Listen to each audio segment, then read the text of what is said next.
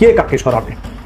Doctor ইউনূসকে সেনাবাহিনী সরিয়ে দেবে, নাকি সেনাপ্রধানকে ডক্টর ইউনূস সরিয়ে দেবে, কিংবা মহামান্য রাষ্ট্রপতিকে সরিয়ে দেবে? দেশে কি ঘটতে যাচ্ছে? পরবর্তী টার্গেট কে রাষ্ট্রপতি এবং সেনাপ্রধান? এখন এই জায়গাটাতেও কি তারা হাত দিতে চাইবে, কিংবা সেই হাতটা দিলে হাতটা কি থাকবে নাকি হাতটা পড়ে যাবে? আজকে যে খবরটি পেলাম যে রাত্রে 3 বাহিনীর প্রধান, সেনাপ্রধান জেনারেল ওয়াকারুজ্জামান, নৌবাহিনীর প্রধান অ্যাডমিরাল মোহাম্মদ নাজমুল হাসান এবং বিমান বাহিনীর প্রধান air chief marshal Hasan Mahmud কালকে 3 জন বঙ্গভবনের রাষ্ট্রপতি শাহাবুদ্দিন চুপ্পুর সাথে দেখা করেছেন। পরিস্থিতি খুব একটা স্টেবল না, and this is not good. আজকেই বঙ্গভবনে রাষ্ট্রপতি শাহাবুদ্দিন চুপ্পুর সাথে 3 বাহিনীর প্রধানের বৈঠক হয়। এই বৈঠকের প্রধান কারণ কি ছিল এবং কি জন্য বৈঠক হয়েছে, আর এই বৈঠকটি কেন এত গুরুত্বপূর্ণ ছিল? সেনাবাহিনী নিয়ে অনেক কথা হচ্ছে, সেনাপ্রধানকে নিয়েও অনেক কথা হচ্ছে। যখন আওয়ামী লীগের বিরুদ্ধে নিষেধাজ্ঞা দেওয়া হলো, আওয়ামী লীগের কর্মকাণ্ডের বিরুদ্ধে নিষেধাজ্ঞা দেওয়া হলো, তখন সেনাপ্রধান কেন চুপ আছেন? সেনাবাহিনী নিয়ে কি চক্রান্ত হচ্ছে? সেনাবাহিনীর ব্যাপারে সিদ্ধান্ত নিয়েই বা কি চক্রান্ত হচ্ছে? আসল ঘটনা ফাঁস হয়ে গেল যে আওয়ামী লীগ নিষিদ্ধ মানতে পারছে না বিএনপি। বিএনপি তো খুশি নয়, এটা আমি আগেই বলেছি, কিন্তু এটা মানতে পারছে না। বিএনপি আওয়ামী লীগ নিষিদ্ধ এটা তাদের জন্য ক্ষতিকর মনে করছে। বিএনপি নেতারা এখন এটা বলা শুরু করেছে।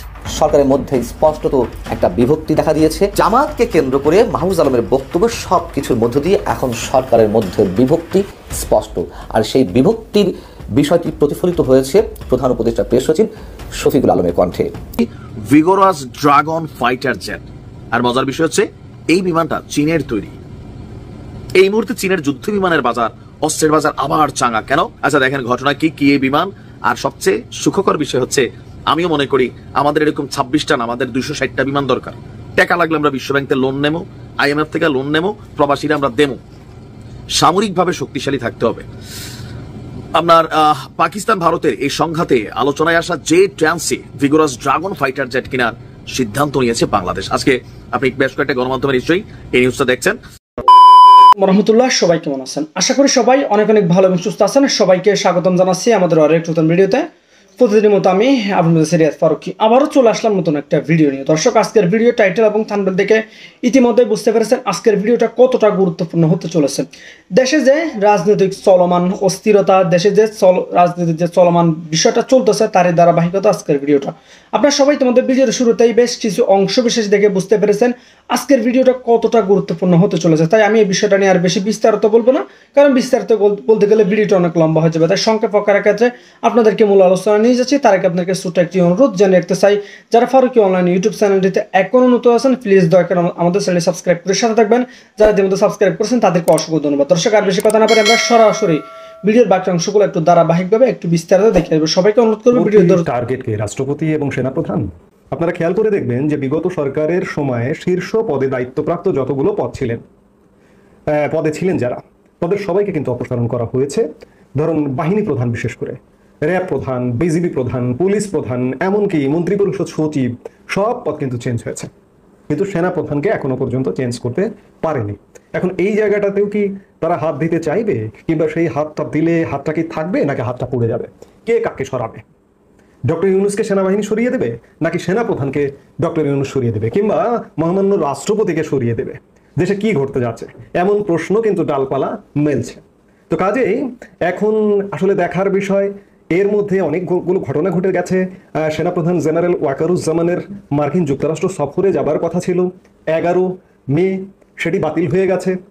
আবার গত কয়েকদিন যাবৎ বিশেষ করে এই যে হিউম্যানিটেরিয়ান করিডোর, যে এই করিডোর নিয়ে আলাপ করছেন বা অগ্রগতি এগুলো কাজকর্ম করছেন, বিশেষ করে নিরাপত্তা উপদেষ্টার সাথে মিটিং করছেন। পিএসও এর মধ্যে গত পরশু কক্সবাজারও গিয়েছিলেন PSO, that means principal staff officer lieutenant general Kamrul, তিনি কক্সবাজার গিয়েছিলেন, গিয়ে আবার সেদিনই ফিরে এসছেন। অর্থাৎ হিউম্যানিটেরিয়ান করিডোর নিয়ে পিএসও কামরুল হাসান কাজ করছেন, নিরাপত্তা উপদেষ্টা কাজ করছেন, সেনাপ্রধান কিছুটা পর্যবেক্ষণ করছেন, সেনাপ্রধানও কাজ করছেন। তবে সব কথার শেষ কথা, এখন পর্যন্ত যেটি খবর ক্যান্টনমেন্টের বা সেনাবাহিনীর, সেটি হচ্ছে যে সেনাবাহিনী কিন্তু জেনারেল ওয়াকারুজ্জামানের নেতৃত্বে এখন পর্যন্ত ঐক্যবদ্ধ। আজকে হঠাৎ করে জরুরি পরিস্থিতি ক্রিয়েট হলো, বিশেষ করে আওয়ামী লীগ নিষিদ্ধ করা হলো এবং খবর আছে যে আওয়ামী লীগ নিষিদ্ধের বিরুদ্ধে অবস্থান নিয়েছিলেন সেনাপ্রধান জেনারেল ওয়াকারুজ্জামান। এমনকি উপদেষ্টা পরিষদের বৈঠকে, আমি গতকালকের ভিডিও বলেছি, উপদেষ্টা পরিষদের বৈঠকের আগে সেনাপ্রধান যমুনাতে গিয়েছিল না, তারপরে আওয়ামী লীগকে নিষিদ্ধ করা হলো। এখানে নিষিদ্ধ করবার ফলে এই যে যারা নিষিদ্ধকারী তাদের তো একটু সাহস বেড়ে গেল, আত্মবিশ্বাসটা স্বাভাবিকভাবেই বেড়ে গেল। তারা তো এখন ভেবে নিতে পারে যে মহামান্য রাষ্ট্রপতিকেও এখন অপসারণ করা যাবে, সংবিধানকে ছুঁড়ে ফেলানো যাবে, সেনাপ্রধান জেনারেল ওয়াকারুজ্জামানকে অপসারণ করা যাবে। আসলে কি করা যাবে?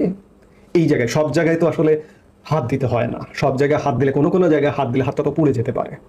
আমার তো মনে হয় যে পরিস্থিতিটা সেদিকেই যাচ্ছে। দেশের পরিস্থিতি আওয়ামী লীগ নিষিদ্ধের সাথে সাথে, আওয়ামী লীগের এখন কার্যক্রম নেই, কিন্তু দল আছে, কিন্তু দলকে নিষিদ্ধ করা হয়নি, আমি বারবার বলছি।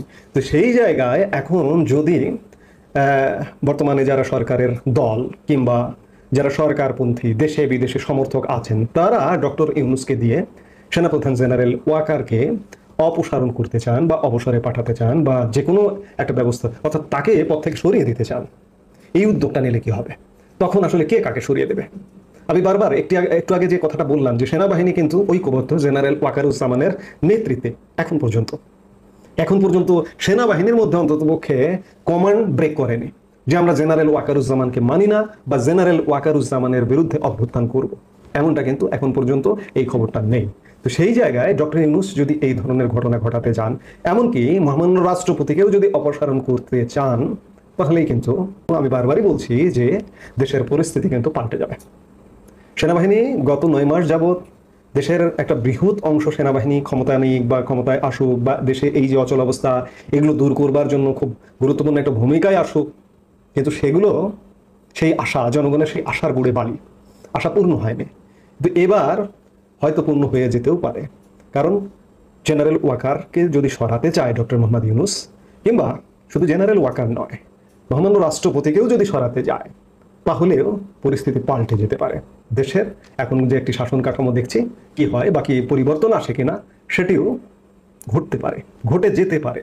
জেনারেল ওয়াকারকে অন্ততপক্ষে অপসারণ করতে গেলে একটা কিছু ঘটে যেতে পারে।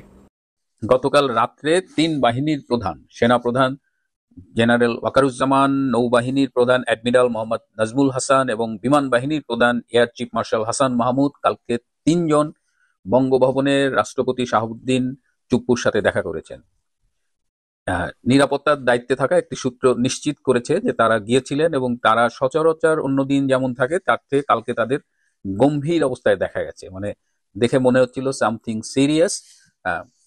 কি আলোচনা হয়েছে সেটা তো 3 জনের সাথে সরাসরি রাষ্ট্রপতির আলোচনা হয়েছে, কিন্তু আমার সূত্র আমাকে যেটা জানিয়েছে যে ডক্টর ইউনূস সেনাপ্রধানের বরখাস্তের জন্য রাষ্ট্রপতির কাছে যে চিঠিটি পাঠিয়েছিলেন সেই চিঠিটি এই 3 জন গিয়ে ঠেকিয়ে দিয়েছেন। অর্থাৎ এই যাত্রায় সেনাপ্রধানকে বরখাস্ত করার ডক্টর ইউনূসের যে উদ্যোগ সেটি আপাতত ব্যর্থ হলো। এর আগেও একাধিকবার ডক্টর ইউনূস চেষ্টা করেছেন ওয়াকারুজ্জামানকে এই দায়িত্ব থেকে সরিয়ে দেওয়ার, কিন্তু এবার একটু সিরিয়াস ছিল, কারণ যেটা বলেছি যে general Walker has been already use, তার আর নতুন করে ডক্টর ইউনূসের সরকারকে দেওয়ার কিছু নেই, এবং সে যে মোটামুটি যে এ পর্যন্ত যে বেইমানি করেছে তার শাস্তি তার আসলে এখন পাওয়ার সময় হয়ে গেছে।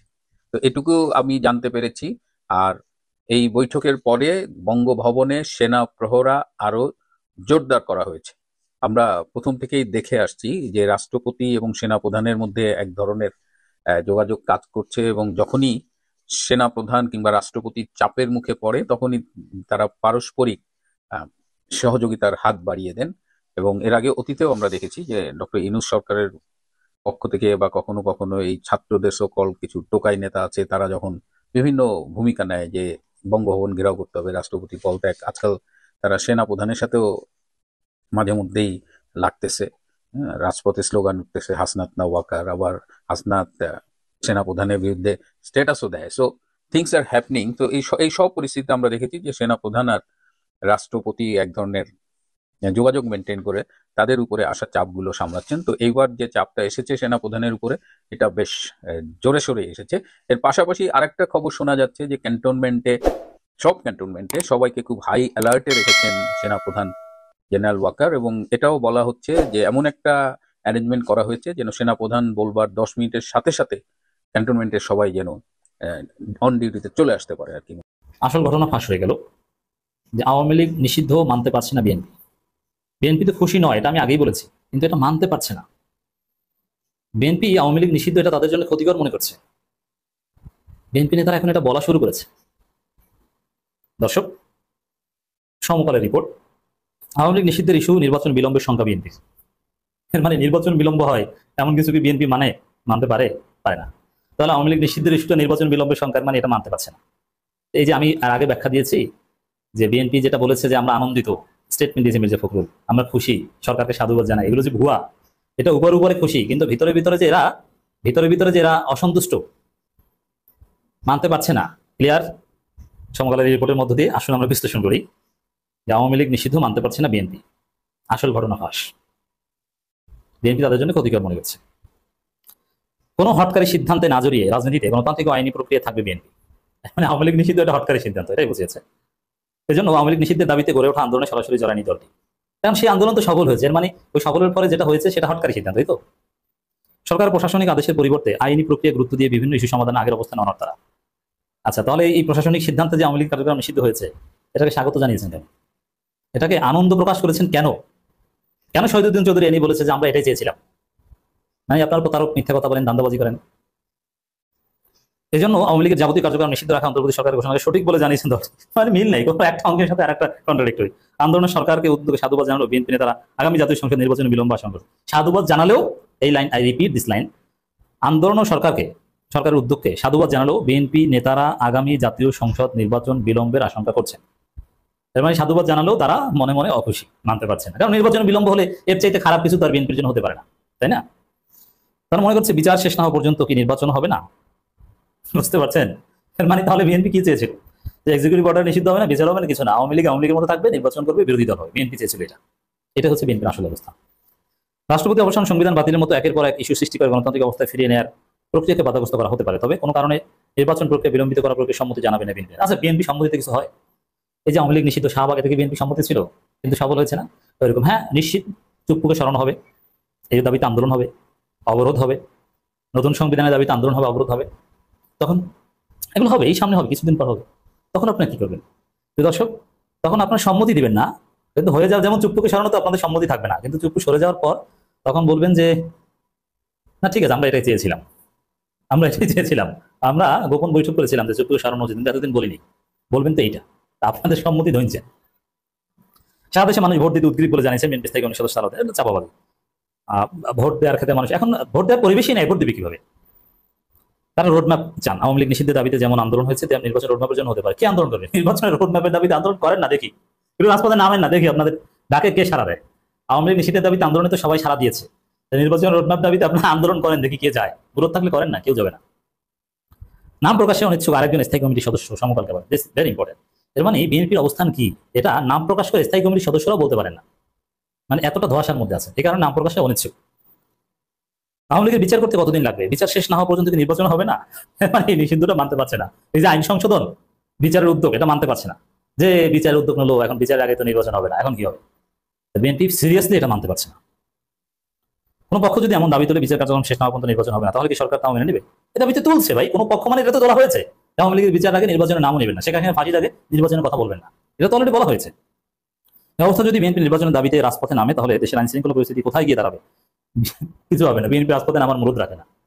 আইন শৃঙ্খলা পরিস্থিতি রাজপথে নামে মানে রাজপথে নামেন না ডক্টর ইউনূসের বিরুদ্ধে। আমরা তো চাই আপনার রাজপথে আসেন, একটু খেলি আমরা তো চাই আপনার হরতাল অবরোধ দেন, একটু খেলি। আপনার তো আন্দোলন তো করার কথা আপনাদের ফেব্রুয়ারি থেকেই, কই ঈদের পর থেকে, ঈদ তো শেষ, একটু আসেন না দাদা, বাবা আসেন, পারবেন না। নির্বাচন রোডম্যাপ ঘোষণা না করলেও একটা ধোঁয়াশা আরো বাড়বে। তাহলে এই যে ধোঁয়াশা, এত চিন্তা উদ্বেগ কি নিয়ে আওয়ামী লীগ নিষিদ্ধ করেছে, এর ফলে পা দেবে না বিএনপি। শীর্ষনেতাদের কয়েকজন সমকালকে জানান, কয়েকজন মানে তারাও আবার নাম বলতে পারছেন না, ভীতু। কোনো মহল আওয়ামী লীগ নিষিদ্ধের ইস্যুতে বিএনপির গলায় ফাঁস লাগাতে চেয়েছিল। তারা এই দাবিতে বিএনপি সরাসরি আন্দোলন মাঠে নামার পরিকল্পনা করে, যাতে সরকার নির্বাহী আদেশে আওয়ামী লীগ নিষিদ্ধের বিষয়টি বিএনপির ঘাড়ে চাপানো যায়। বহির্বিশ্বে এটা প্রমাণিত করতে চেয়েছিল যে বিএনপি আন্দোলনের কারণে তারা আওয়ামী লীগ নিষিদ্ধ করেছে। এর মানে কি, যে বিএনপি গলায় ফাঁস লাগাতে চায়নি, আওয়ামী লীগ নিষিদ্ধ হয়েছে, এটা একটা ফাঁস, এটা ফাঁস লাগাতে চায়নি। তাহলে বুঝতে পারছেন, আওয়ামী লীগ নিষিদ্ধ এটাকে গলায় ফাঁস লাগানোর সাথে তুলনা করছে বিএনপি। তো বিএনপির আসল অবস্থান ফাঁস, যে আমি বলেছি, বুঝতে পারছেন তো? বিএনপি সেই ফাঁদে পা দেয়নি, তাই সরাসরি কোনো আন্দোলন শরিক হয়নি, এটা তাদের রাজনৈতিক সিদ্ধান্ত বলে জানা তারা। এর মানে কি, আওয়ামী লীগ নিষিদ্ধে তারা মোটেও খুশি না, এটাকে তারা আত্মঘাতী মনে করে। এখন গলায় ফাঁস লেগেছে কার? জামাতের, তারপর এনসিপির চরমনাই ডক্টর ইউনূস সরকারের, তাহলে আপনারা আবার এতে খুশি আনন্দিত এটা বলেন কেন? আপনারা বলেন যে তাদের গলায় ফাঁস লেগেছে, ভাই এর সাথে আমরা নাই, আওয়ামী লীগ নিষিদ্ধ যা করেছেন করেন, আমাদের এর সাথে জড়াবেন না। এটা না বলে আবার মির্জা ফখরুল অন্য বিবৃতি দিয়েছে কি জন্য? ফাজলামির একটা লিমিট আছে।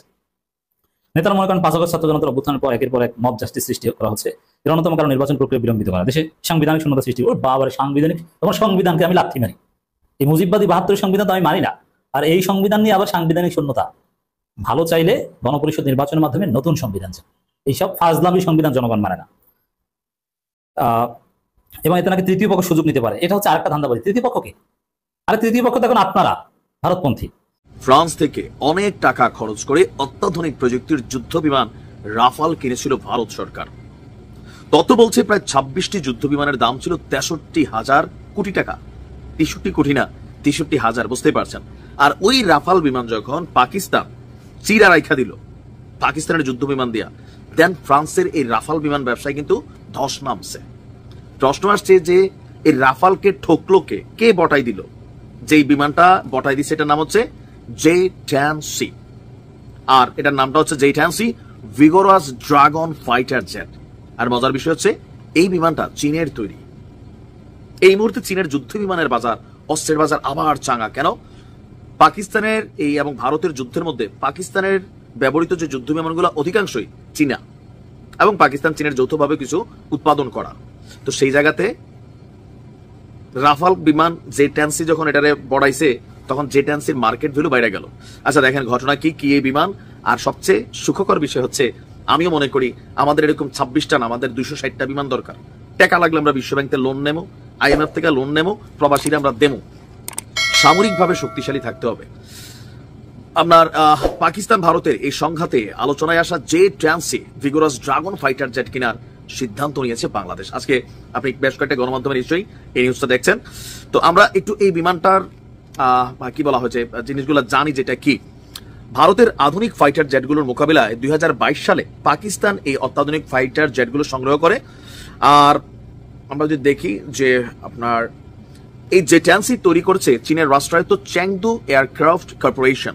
এটি মাঝারি ওজনের একক ইঞ্জিন বিশিষ্ট মাল্টিরোল যুদ্ধ বিমান, যার কাজ মূলত আকাশে আধিপত্য প্রতিষ্ঠা করা। তবে এটি আকাশ থেকে ভূমিতে আঘাত হানার কাজেও দক্ষ, মানে মিসাইল টিসাইল ছোড়ার ক্ষেত্রে। দর্শক 2004 সালে প্রাথমিকভাবে J-10C চালু হলেও এটার প্রযুক্তি সংস্করণ সামরিক দিক থেকে আমেরিকার তৈরি F-16 এর মতো উন্নত যুদ্ধ বিমানের সাথেই তুলনাযোগ্য। এটার বৈশিষ্ট্য নানান কিছু, যে আপনার আমরা যদি দেখি যে মূলত ককপিটের পিছনে 2টি ছোট পাখা, যা যুদ্ধ বিমানের নিয়ন্ত্রণ এবং গতি বাড়ায়। আর 11টি অস্ত্র বহনের জায়গা, যুদ্ধ বিমানের বডিতে 5টি এবং প্রতিটি ডানায় 3টি করে আপনার ক্ষেপণাস্ত্র বহন করা যায় বা ছোটখাটো অস্ত্র। আর এখানে নানান ক্ষেপণাস্ত্র বহন করতে পারে, আকাশ থেকে আকাশে নিক্ষেপযোগ্য ক্ষেপণাস্ত্র, তারপর হচ্ছে রাশিয়ান ক্ষেপণাস্ত্র, অনেক কিছুই, মানে অল্পের মধ্যে বিশাল একটা অবস্থা। এছাড়া আকাশ থেকে ভূখণ্ডে হামলার 500 কেজির 6টি পর্যন্ত বোমা বা রকেট বহন করতে পারে। একই সাথে 10টি লক্ষ্য খোঁজে 4টিকে আক্রমণ করতে পারে অত্যাধুনিক এই যুদ্ধ বিমানটি 100 কিলোমিটার দূর থেকে, যার কারণে ভারতের যুদ্ধ বিমানগুলো ক্ষতিগ্রস্ত বেশি হয়েছে বোঝাই যাচ্ছে। এছাড়া ইলেকট্রনিক ওয়ারফেয়ার এবং লেজার গাইডেড প্রযুক্তি এটাতে ফাইটার জেটটিকে শত্রুদের যে রাডার, মানে আকাশ প্রতিরক্ষা সিস্টেম থেকে লুকাতে এবং লুকিয়ে নিখুঁত আঘাত হানতে সহযোগিতা করে। আর এইটার প্রাথমিক সংস্করণগুলোতে এখানে অনেক কিছু আমরা দেখছি, বিশাল এই যুদ্ধের ফিচার বলে আসলে শেষ করা যাবে না। তবে আমরা যতটুকু দেখছি যে তো এই বিষয়টা কি পাকিস্তানের সাথে এই মুহূর্তে ভারতের যুদ্ধের পর এটার গুণাগুণ দেখে না। আপনাদের খেয়াল থাকার কথা, যখন আমাদের প্রধান উপদেষ্টা চীন সফরে গিয়েছিলেন, তখন আমরা শুনেছিলাম 10টি যুদ্ধ বিমান কিনছে চীন থেকে বাংলাদেশ। এ নিয়ে সেখানে নানান আলোচনা হয়েছে, সম্মত কোনো চুক্তি হয়েও গেছে। আর আমরা দেখলাম যে চীন থেকে এই 4.5 জেনারেশন যুদ্ধ বিমান J-10C সংগ্রহের ব্যাপারে আলোচনা আবারও চলছে। আর তুরস্ক থেকেও বাংলাদেশ আপনার বাইরাক্তার TB2 ড্রোন, যেটা অত্যাধুনিক প্রযুক্তির, এটাও আপনার ক্রয় করার জন্য নানান আলোচনা চলছে। এবং কি এগুলা যেই লেভেলে যারা যারা ডিল করেন হয়তো ওখান থেকেই হবে। দরকার আছে আমাদের বর্তমানে সম্ভবত 212টা যুদ্ধ বিমান আছে, কিন্তু এগুলো খুব বেশি মানধাত্তা আমলের, লেটেস্ট মেশিন রাখতে হবে, তাই না? স্মার্ট বাংলাদেশ, মেশিন থাকবে স্মার্ট। আবার আমাদের কি বলা হচ্ছে পাইলট থাকতে হবে, যুদ্ধ বিমান খালি কিনলে হবে না, এগুলোর জন্য দক্ষ পাইলট কতটা আছে, প্রয়োজনে বাংলাদেশের বাইরে থেকে ট্রেন করে আনতে হবে। তবে চুক্তি থাকতে হবে, ট্রেন হওয়ার পর আবার বিদেশের কোনো দেশে যেয়ে জয়েন করলে হবে না, বাংলাদেশে আসতে হবে ফিরা। এরকম হয় অনেক সময়, ট্রেন ট্রেনে পাঠায় পরে জায়গা পাইগা বুইগা। তো এই যেমন রাশিয়া ইউক্রেন যুদ্ধ দেখেন, ইউক্রেনে অনেক অত্যাধুনিক প্রযুক্তির বিমান কিন্তু অনেকেই দিচ্ছে, কিন্তু পাইলট নাই, এটা ঠিক করার সাম নাই। হ্যাঁ, তো আমরা এগুলা কেনার আগে আমাদের ওই টেকনোলজি বা এগুলাকে যে সাপ্লাই করা বা ধরেন কানেক্টেড আর কি যা যা সেগুলো প্রস্তুত করতে হবে। আমি মনে করি আমাদের সামরিক ভান্ডার অনেক উন্নত করতে হবে, অনেক। তাইলে আপনার কথায় কথায় কেউ ধমক টমক দেওয়া, ওই বুংবাং কথাবার্তা বলা, 2টা ড্রোন পাঠাইলে আমরা 4টে পাঠাই দেবো, সমস্যা কি? থাকতে হবে মেশিনারিজ।